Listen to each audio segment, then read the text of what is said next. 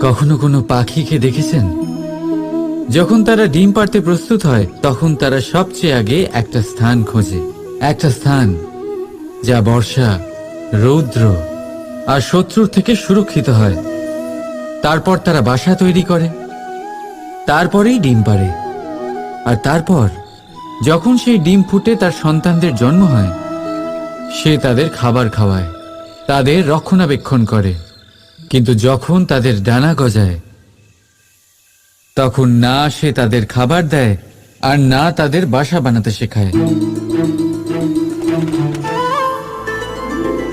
শুধুমাত্র তাদের উড়তে শেখায় সে।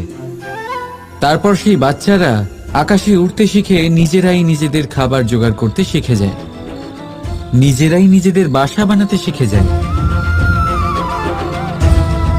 আর আমরা মানুষেরা কি করি?